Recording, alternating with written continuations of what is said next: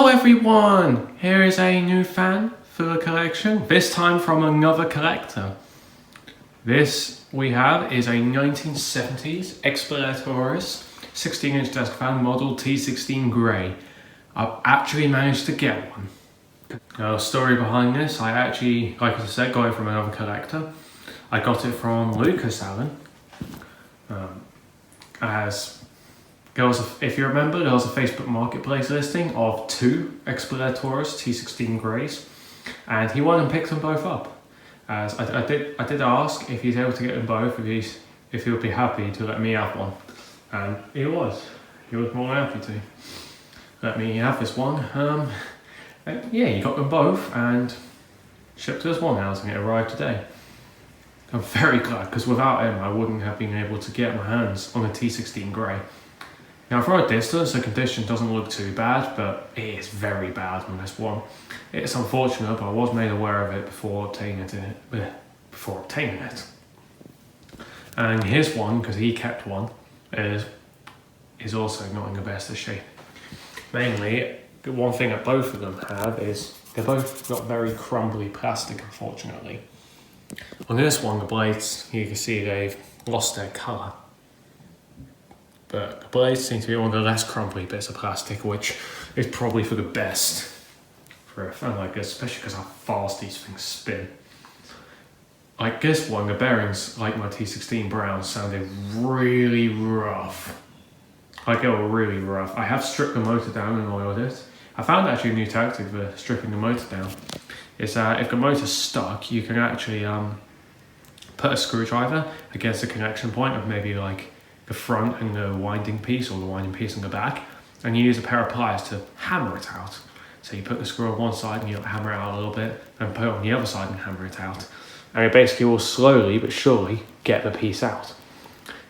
It was able to get this one because I wanted to get the back piece off so I can actually access both oil wicks easily, but it just wouldn't budge. But with that, I was able to get it to budge. Thank goodness for that. Side view. Back view. Yeah, you can see it's damaged there, and this is also broken. It's unfortunate, but yeah, look how crumbly that plastic's gotten. The one he kept was not much better either, unfortunately. It seems that there's a reason these are really rare fans, but like you just never see one of these like in really good shape. They just never are. They're always in rough shape. I guess they just don't age the best. Well, this one particularly, this one has a lot of paint on it. It's got there's paint all over the cord. There's paint there. This thing's caked in paint.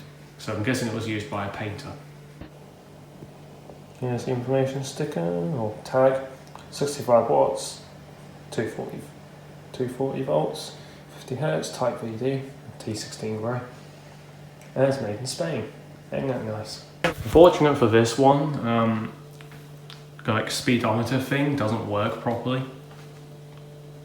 Well, I'll demonstrate it. Here's like max power.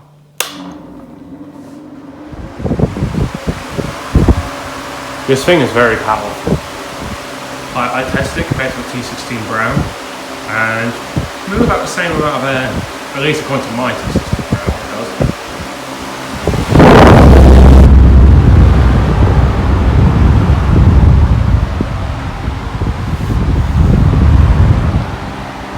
But now here's the problem. Turns down a bit, and then yeah, it does that, and it just hums very angrily. And if you turn it any further, the power just completely cuts.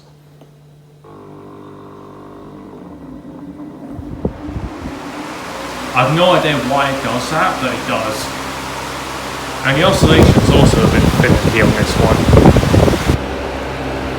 Like, we screw it in, it'll oscillate to the right, and then it'll just stop. It'll just stop there, and the oscillation will stop on its own. Like, if I turn the head all the way this way, and screw it in,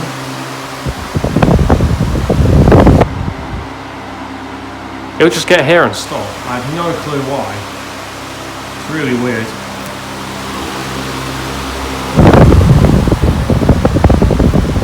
the hair's off.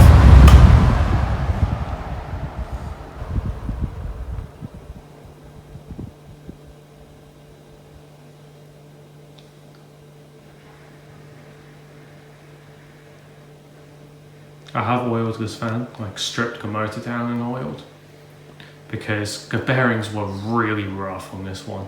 Spin down still not great, but if you don't know, the bearings were really rough on this fan. Like my T16 Brown, they were really rattly and rough, but the oil has quietened them down. Okay, like a T16 Brown actually. If you're curious of how tall one of these are compared to a T12 grey, that's the height difference. It's much bigger height difference than a T12 to a T16 Brown. But that's because the T12 Greys have a more reasonable height, because they don't use the same base. It might look similar, but the T16 one is just larger and taller. So yeah, T16 Grey. But the motor itself is actually similar size to the T12 Grey, but it draws much more power than a T12 Grey. 15 more watts, but you know what I mean. Same amount of wattage draw as a T16 Brown, but yet the motor is a lot smaller. So there's that. Here is it in height difference compared to a T16 Brown. The T16 Grey is tilted a bit up, so it has that advantage, but even despite that, it's only slightly taller. The T16 Brown is only slightly taller than a T16 Grey. And from my experience, maybe about the same amount of air. Which is actually very surprising, because T16 Grey not only has a smaller motor that draws the same power, but less pitch than a T16 Brown.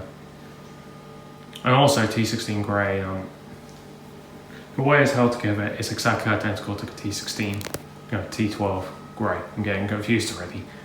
Because if you know these, the cap is different, which is one of those classic unscrew caps. The metal piece actually held onto these blades, or screwed on. And with this one, it's not. Although I do like to take both of these off at the same time, because it's much easier. I did use that tactic of warming the motor up before removing the blades, and it did help. The blades are still pretty stuck, but considering that, because when Lucas Allen had it, he could not get the blades off whatsoever. And warming it up and then prying it off with 2 screwdrivers, it did budge, but it was stuck. Even managed, once you pry it enough, you can actually stick your hands there and get it off with your hands. But yeah, that's it for this video. Thanks for watching, hope you enjoyed, and see ya!